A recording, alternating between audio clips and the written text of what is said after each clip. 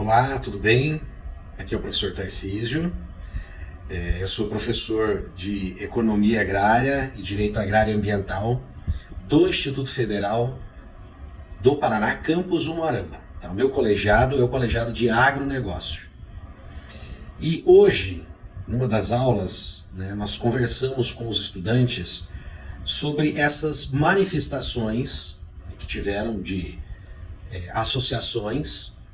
No caso, teve a Associação da Indústria, também estiveram envolvidos ali os bancos, e houve também uma manifestação por associações que representam grandes empresas, grandes empresários, grandes produtores do agronegócio. E tudo indica que esse setor está muito preocupado com essa instabilidade que o governo federal vem promovendo, mais especificamente as atitudes do próprio presidente. E aí se perguntavam, mas Tarcísio, não fica uma contradição? Parece que esse setor era bem ligado ali, defendia as pautas do governo federal. Bom, vamos fazer uma análise sobre isso. Num primeiro momento, esse discurso que se apresentou na campanha do atual presidente, principalmente tendo ali o ministro Paulo Guedes participando diretamente da campanha, prometia ser um governo mais simples, um governo que ia tentar simplificar a vida do empreendedor e simplificar a vida do homem do agronegócio. Porque quando nós olhamos essa questão da pauta ambiental, da pauta de sustentabilidade, a sociedade tem uma visão errada do empreendedor do agronegócio. Tem-se a impressão que o produtor rural quer sair por aí destruindo tudo e colocando fogo em tudo, queimando a Amazônia. E não é isso. Na verdade, o empreendedor do agronegócio, mais especificamente esse que lida ali com a produção, aquilo que nós do agronegócio chamamos de dentro da porteira, ele é muito preocupado com a preservação. E, na verdade, os produtores rurais são grandes cumpridores da lei ambiental. Agora, é evidente que eles sofrem com excesso de burocracia, alguns rigores que poderiam não ter. Por exemplo, quando a gente vê um produtor rural, um ruralista ou mesmo um político ruralista, fazendo uma crítica ao Código Florestal, todo mundo já sai batendo no sujeito porque ele fez uma crítica. E não param nem para ouvir a crítica dele. E às vezes ele não está fazendo uma crítica de destruir aquela proteção, mas mudar aquela proteção de alguma forma.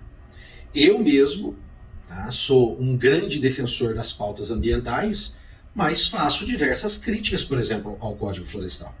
Por quê? Porque ele pode ser aprimorado. Em alguns aspectos, simplificação não significa retirar uma proteção. Porque nós vamos precisar produzir. Não temos, a sociedade não vai concordar em voltar ao estágio natural de nós vivermos como coletores. Nós vamos continuar produzindo. E para isso a gente precisa aprimorar esses mecanismos de relacionamento com a natureza. E o agricultor brasileiro, ele tem consciência disso.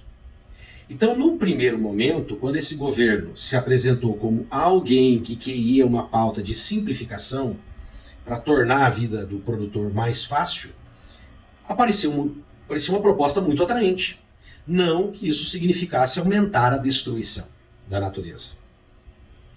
Acontece que, quando ele escolhe o seu ex-ministro do Meio Ambiente, e este inicia o trabalho, o que deu ali para perceber é que houve a defesa de pauta de pequenos grupos que tinham interesses muito pontuais.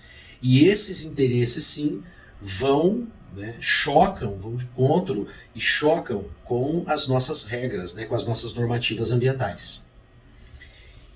E aí se uniu a essa postura muito questionável do ex-ministro do Meio Ambiente a postura do ex-ministro de Relações Exteriores, de várias pessoas que cercam o presidente, do próprio presidente, dos filhos do presidente, comprando uma briga com potências estrangeiras.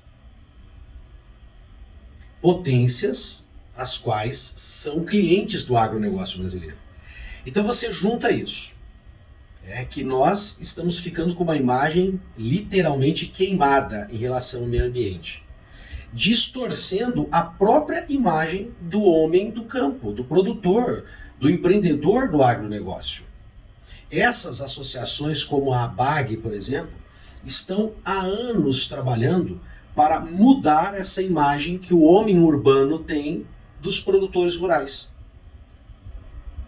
mostrando que o produtor rural não é esse destruidor do meio ambiente que as pessoas pensam. Tem muita coisa para melhorar? Sim, mas também tem muita coisa para simplificar para o produtor rural poder continuar trabalhando. E quando estava se chegando assim num diálogo entre o produtor rural e esse homem do campo, que sim tinha sua imagem distorcida, até por políticos que se utilizam desse ataque ao produtor rural, né, para conseguir votos, né, e é fácil conseguir votos com isso fazendo crítica ao agronegócio. Até porque depois não apresentam soluções, né, você fica só na crítica mesmo.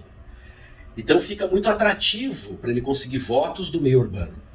E a ABAG vem há muito tempo trabalhando, demonstrando para quem assiste, dá para você assistir agora porque os congressos da ABAG estão sendo transmitidos, você vai ver que a palavra que essas lideranças do agronegócio pronunciam é sustentabilidade, sustentabilidade, sustentabilidade. E eles viram esse trabalho sendo jogado fora, porque novamente se retornou ao estágio anterior, de que a visão, né, que o homem urbano, que o brasileiro urbano tem do agronegócio é péssima. São grandes destruidores da natureza. E aí juntou com esse ataque, né, a essas grandes potências, então queimou também o Brasil no exterior. Queimou o agronegócio, né, no exterior. E para piorar tudo, veio essa tensão entre os poderes. Há motivos, algumas decisões do Supremo, e há também alguns movimentos, né, por parte dos senadores e por parte dos deputados que podem sim ocasionar algum desgaste à figura do presidente? Sim.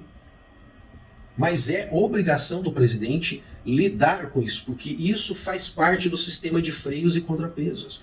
Os poderes vão interagir e vão atritar, até porque nós não temos poder moderador, gente. A moderação surge da interação entre os três poderes e do controle que um exerce sobre o outro. Então, isso é natural, ocorre em qualquer governo, e vai ocorrer se colocar um cara de esquerda agora, se colocar um presidente de centro, esses atritos vão existir. Mas é da obrigação de quem assume esse cargo